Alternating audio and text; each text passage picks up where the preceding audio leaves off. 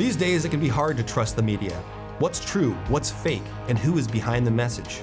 I'm a freelance journalist and videographer who has spent years studying the media. Now I'm taking a look at what local, regional, and national news stories mean to us here in North Central Washington. I'm Dominick Bonny, and this is Common Sense. Welcome to another episode of Common Sense. You might expect me to talk about the presidential election in this episode, but there's not much to say. Donald Trump lost. I'm sure that as this episode airs in mid-November, he'll still be trying to convince people of voter fraud and other nonsense that won't stick. But the fact is, he lost, and Joe Biden is the president-elect. Who knew that constantly insulting a dead war hero, an iconic senator, would cost you Arizona, his beloved state? Who could have seen that coming? Why, you would have needed a crystal ball to see that coming, right? No. But today, instead of wasting my time on a disgraced, impeached one-term president who begged foreign leaders to help him win re-election, I'd like to focus on a winner. You might remember Sahlly Trevino from my last episode. I'd like to continue to examine the opioid epidemic and addiction in general by focusing on her story. She ran away from home at age 13 and lived on the streets, getting into drugs and doing whatever she had to survive. A turning point in her story was a SWAT team raid. She and her boyfriend were arrested and her children were taken away. If you haven't seen the full video, it's in my last episode, which you can find on NCWLIFE.com under the Full Episodes tab. You can also see Sally's interview and other stories of recovery on the Central Washington Recovery Coalition's YouTube channel or on their Facebook page. The link is in the show notes and sources at the bottom of this episode. Anyway, I filmed that interview with Sahlly about a year ago, and since then she's made great strides in her recovery journey. She's also repaired important relationships with her children, family, and friends, and she's starting a fulfilling new job. So I wanted to reconnect with her and see where she's at in her life right now.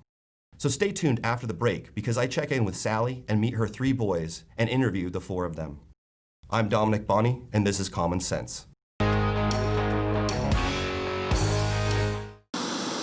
The 2021 models are arriving at Sangster Motors. General Motors is on the move with the all-new 2021 Yukon. Yukon is redesigned from the ground up with a bold new look and all the latest technology. Also new is the Canyon AT4 pickup. This off-road equipped mid-size truck will challenge any rival for performance and value. Both of these models will offer Duramax diesel options for maximum power and economy. The American Challenge is game on at Sangster Motors now. As we prepare our feasts of Thanksgiving, settle in for the game, connect with loved ones from across the country or across the table, LocalTel wants you to know we are grateful for the communities we share, for our dedicated local employees, and most of all, for the customers we serve. Thank you and happy Thanksgiving from your friends and neighbors at LocalTel.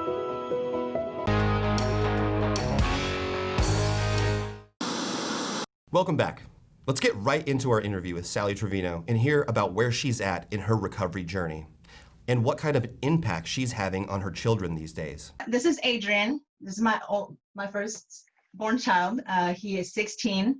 This is Eddie. He is my middle child. He is turning 12 in November 29th. And this is my youngest one. This is my baby. He's Sam. He just turned 10. Nice. And so for the last time that we talked, can you give me just an update on what's been happening in your life? So last time we spoke, I believe I was hitting my 9-month mark and I was working at Dairy Queen. Since then, of course, COVID hit, so we had to meet COVID where it's at. And I've taken a total of 6 trainings since then for my recovery coaching that I've been doing. And I am hopefully gonna pursue something in that field.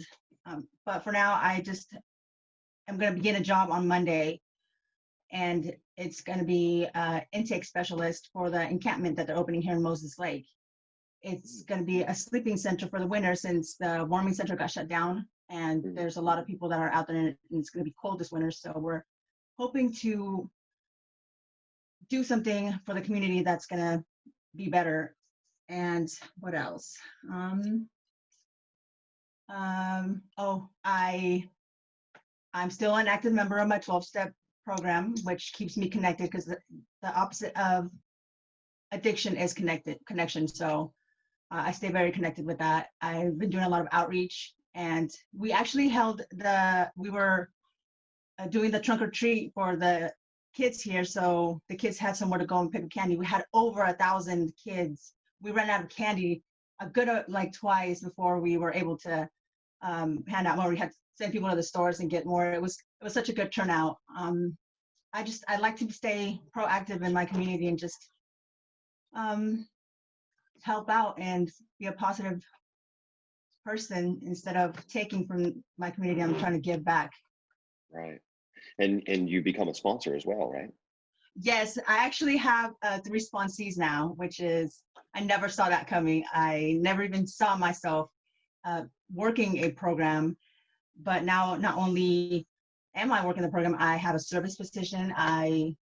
We actually, when COVID shut down all of the buildings where we were hosting the meetings, my boyfriend and I decided to open up our shop and have meetings here because we were just losing so many people back to relapse that the isolation just took us back to where we were in addiction, and we were losing a lot of friends. Newcomers weren't able to find, because Zoom is not something that, oh, you want to go to a meeting?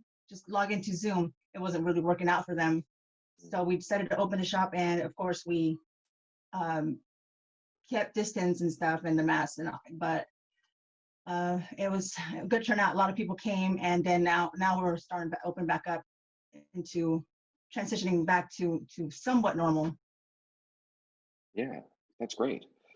And how about your relationships? How are those going? Great. I'm rekindling my relationship with my oldest son, who was the toughest. My sister, unfortunately, it was for the best. That was an addiction, and she is working on gaining that trust back. So it's amazing to even have him here right now. It's a blessing. I'm so grateful. My little ones have been with me for a while now. I've actually rekindled a relationship with their grandma, who has custody, and she trusts me enough. She sees that I've actually been doing a lot of work and towards being active in their life and just present. And I've been helping them a lot with their homework. I'm actually going through 4th and 6th grade again myself. We're learning all the math, everything. I didn't know how tough it was. I'm just grateful that I'm able to be a part of their life now. My anniversary is coming up on the 27th of this month.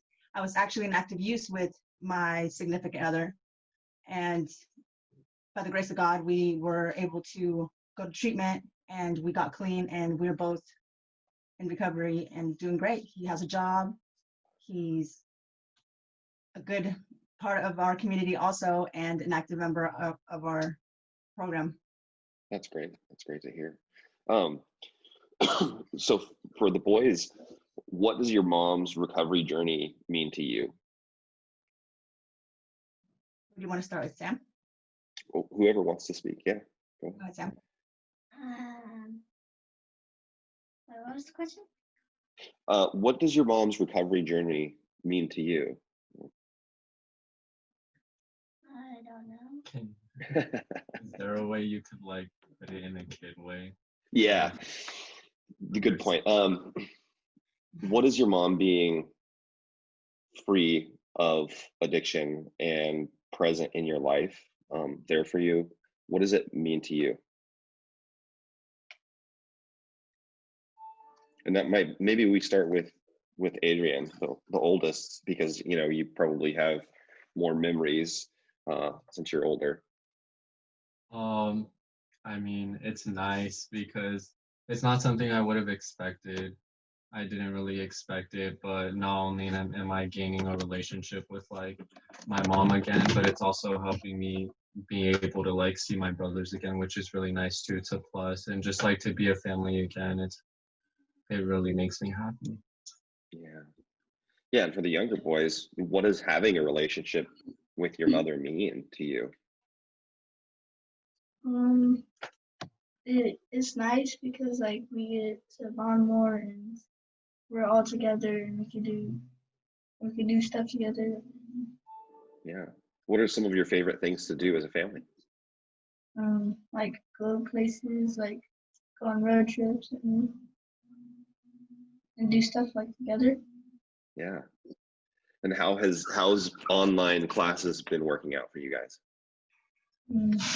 It's like it's hard. So we do it, and like she helps us out with it. It's like we struggle sometimes on it. I know my kids are ready to go back to school. How about you guys? I'm ready for them to go back to school. Yeah, so is my wife. Sam, how about you? Are you excited to go back to school? Yes, I go back to school on the 16th. Oh, that's great. Nice. What are some of your favorite subjects in school? Science, math, and reading. Oh, wow. Smart kid. I don't really. What was the other subjects? Oh, well, what grade are you in?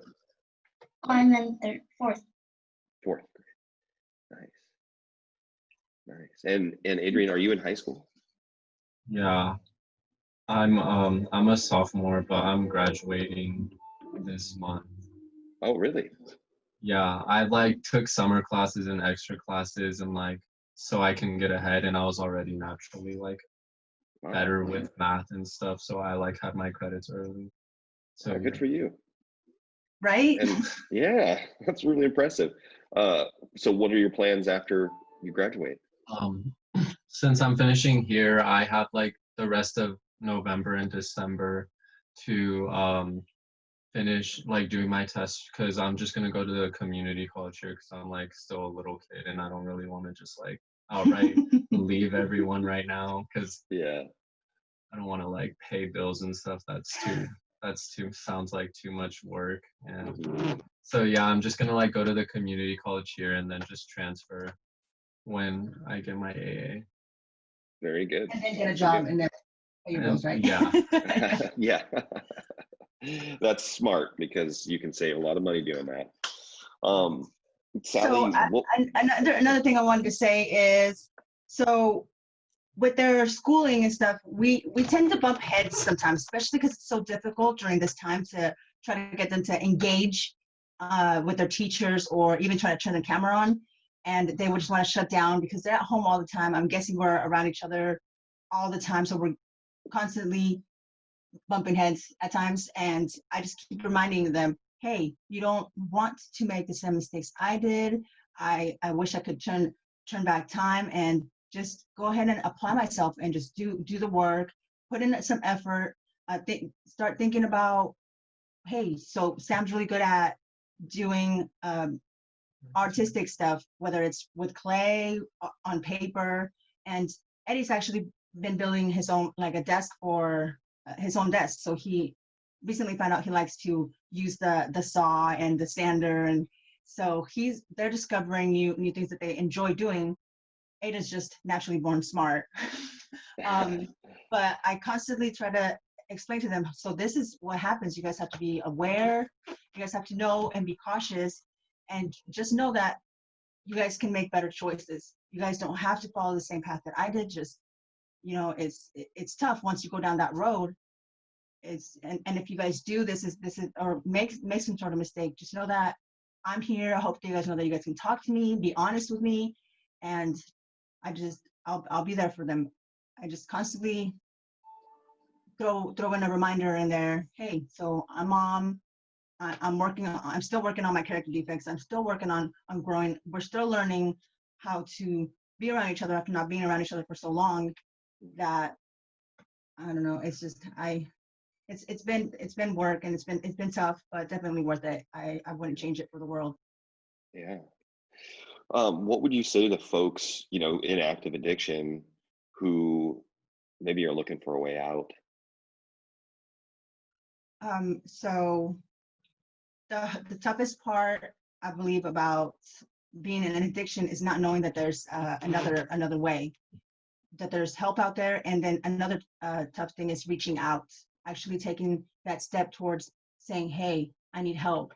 because our addiction, our pride, and it's just keeps us isolated and secluded and in this place in a state of mind that we just feel like there's nothing. This is it. This is what I know. This is what I'm going to do. This is for a long time. I thought that that's all I knew. That's all I was good at. That's all I was. F it. Why even try? But there is resources. There is help out there. There is another way of living, and reach out, get connected.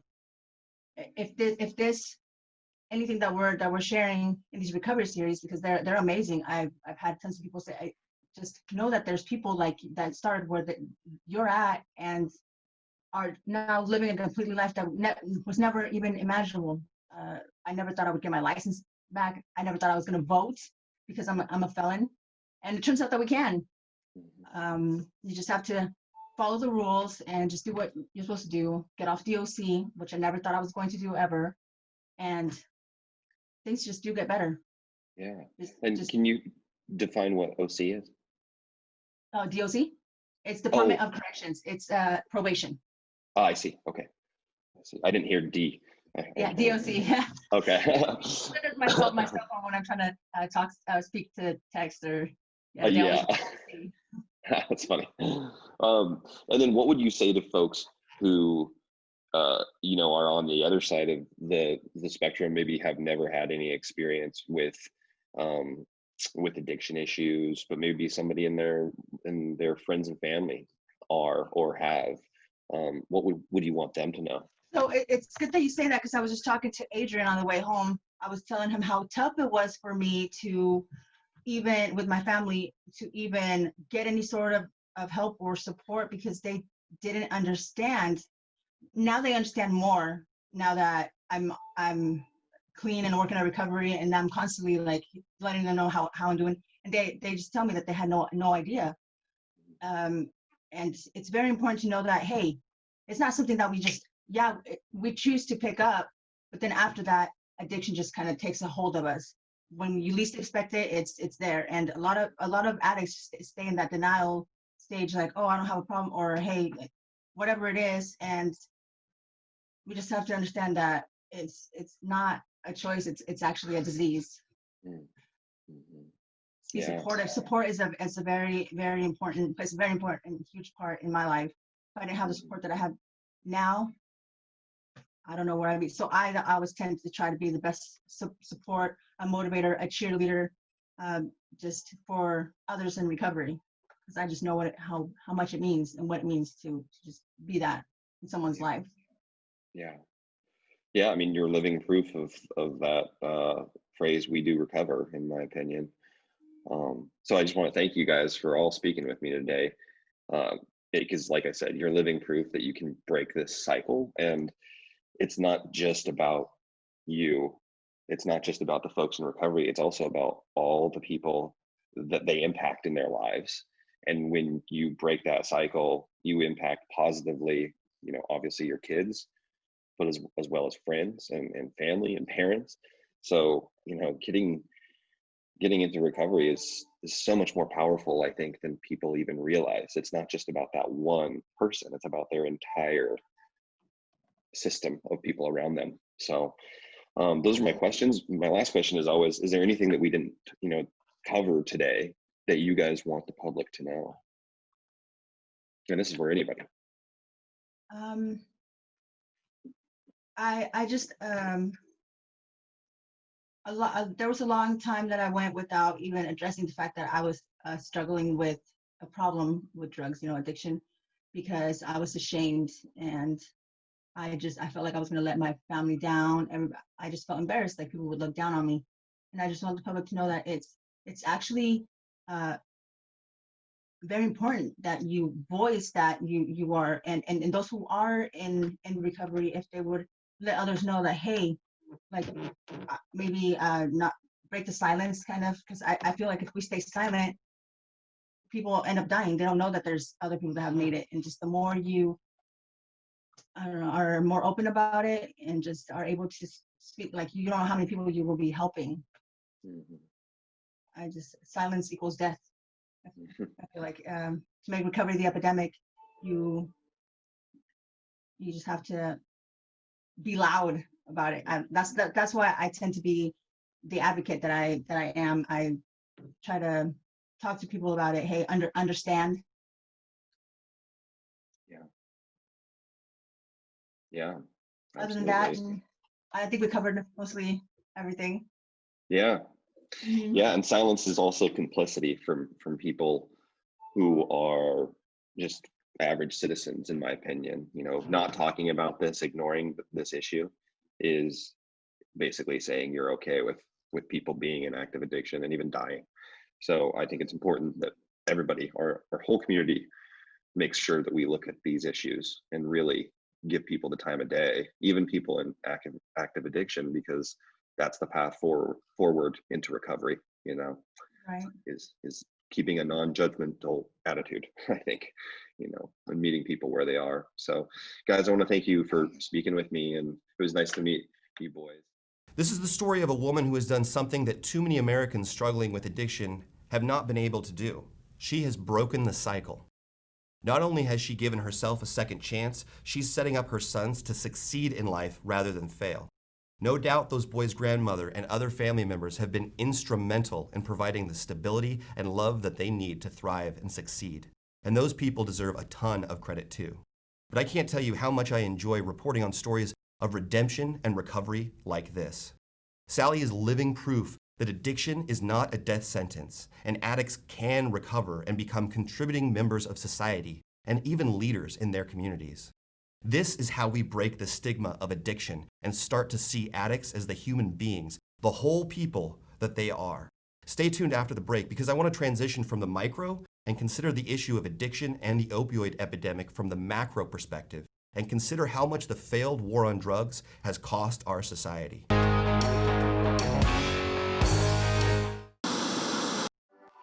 Winter is a great time to trade in your current hot tub. Turn your old hot tub into money with Blue Lagoon Pool and Spa's trade-in program. You can save $500 to $1,000 off of any new artesian spa, or take advantage of a free Bluetooth music experience. Blue Lagoon Pool and Spa recommends draining your hot tub every 3 months. Ask us about our drain and refill special. Stop on by Blue Lagoon Pool and Spa today.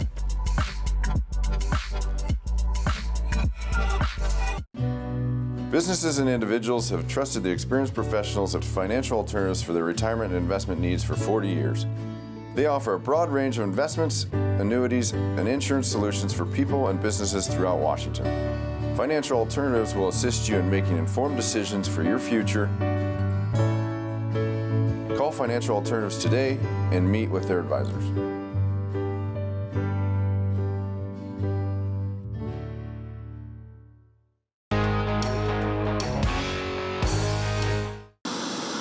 Welcome back. Before the break, we heard a bit about one woman's experience with addiction and recovery, but I want to widen the lens and talk about the impacts that the opioid epidemic has had on our society, not just in human suffering, but in dollars and cents that you, the American taxpayer, has to foot the bill for going on decades now. It's a war that we have undeniably lost. According to the Associated Press, as reported by Fox News, after more than 40 years, the United States war on drugs has cost $1 trillion and hundreds of thousands of American lives. This is from an article published in 2014. Who knows how much more money and how many additional lives have been lost since then? In their recent book, Tightrope: Americans Reaching for Hope, Nicholas Kristof and Cheryl Wu Dunn take an in-depth look at the damage that drugs and alcohol have wreaked upon Kristof's hometown of Yamhill, Oregon, which is a farm town pretty similar to the one I grew up in the Yakima Valley. The book starts with Kristof reminiscing about bus rides home from school and the children that he rode that bus with. Eventually, he comes to the realization that about a quarter of those people who rode that bus with him are now dead. Kristof is only 61. These are deaths of despair, as he and Wu Dunn put it. They are lives cut short by drug and alcohol abuse, and these are problems that are exacerbated by external factors like income and access to affordable health care. In this article from NBC News, authors Ann Case and Angus Deaton write, quote, "Free market capitalism has brought progress throughout history. It has lifted millions of people out of poverty around the world, but it is not working for less educated Americans today. While those with 4-year college degrees have prospered over the last half century, those without have seen their wages fall, their communities and marriages weakened, and their labor markets turn against them. And worst of all, they have experienced an epidemic of what we have christened deaths of despair, from suicide, drug overdose, and alcoholic liver disease and cirrhosis. In 2018, more than 158,000 Americans died from these causes, up from 65,000 in 1995. With that increase being similar for men and women. More than 158,000 Americans in 2018. This is a problem and a story that largely goes ignored by the American people and our media. In Tightrope, Christoph and Wudun tell the story of a small town that used to have something going for it. After World War II, the men came back to work farms, buy homes, and raise kids, setting their families and future generations up for success. Many of them didn't possess college degrees, but were able to succeed if they worked hard, and their kids could expect much the same as they grew up. But that upward mobility was never guaranteed, and like a plane trying to gain altitude too fast, at first it stalled, then faltered, then began to plummet. And with the economic depression came actual depression, drugs and alcohol abuse, and a myriad of other problems. In an interview with Christoph for Filter magazine, he's quoted as saying, quote, "Drugs are a symptom of something much deeper. It's a psychological crisis that manifests itself not only in drugs, but also in rising alcohol-related deaths and the highest suicide rate since World War II," end quote. The highest suicide rate since World War II. Why? On paper, we should be the happiest people on earth. The US is the world's great superpower. The average American family makes 5 to 6 times more than the average family in China, the next largest economy in the world. In the book, the authors write, quote, "The American economy has dazzled the world, and its stock markets have created great riches. But the median American household is actually poorer in net worth today than it was in 2000. America now lags behind its peer countries in healthcare and high school graduation rates while suffering greater violence, poverty, and addiction," end quote. So compared to China, we're still ahead of the game. But compared to ourselves just 20 years ago, we're struggling. We're struggling to keep what we once had, and that struggle manifests itself in one way in the rising rates of deaths of despair. So how do we combat these deaths of despair? How do we combat the opioid epidemic? Well, I'm not going to pretend to have all the answers, but I do know that we have to stop ignoring the problem. That's the first thing. We also need to stop framing this as a war that we can win. It's not a war, it's a public health crisis. We need to focus on harm reduction and meet people where they are. It might make you feel superior to look at an addict and think, that's an adult, they've made their choices, now let them live with them. But that's overly simplistic, not to mention callous and unchristian. It's a judgment call that doesn't take into account the humanity of that individual or the struggles they've had to endure. Like Sahlly running away from home at 13 and living on the streets. When you turn your back on that one person, you're also turning your back on that individual's children, who still have a good chance of making something of themselves. Like our friend Adrian, Sally's oldest boy, who is finishing high school 2 years ahead of schedule. But if that's not enough to make you care, you're also taking money out of your own pocket. Because about 4 decades and more than $1 trillion later, we're no closer to winning the war on drugs than when we started. We spend about $51 billion a year on something that isn't working, has never worked. Yet here we are, still shelling out the money and expecting different outcomes. If you hate government waste, you should be howling for changes to these failed policies. Because no matter how you look at this issue, whether you're a bleeding heart liberal or a dollars and cents conservative, it's time to consider a new path. Or if we want to stick to the military metaphors, it's time for a new plan of attack. So join me next week as we take a look at one of those attack plans. We're going to take a look at a local housing first model that gets those on the margins, people battling homelessness and sometimes addiction, into stable housing before addressing any other problems. It's a program that is working not only for the most vulnerable people in our community, but it's also working for the landlords who own the properties. This program provides protection and peace of mind for the property owners, as well as the hand up that folks on the margins desperately need. In a scene from my favorite television show, The Wire, an editor at the Baltimore Sun newspaper asks a homeless veteran, a source for a very important story, if he partakes in drugs or alcohol. The former Marine just looks at the guy and says, "Man, do you think I sleep under a bridge sober?" Housing first is a key. That's the subject of next week's episode. Join us next time for Common Sense.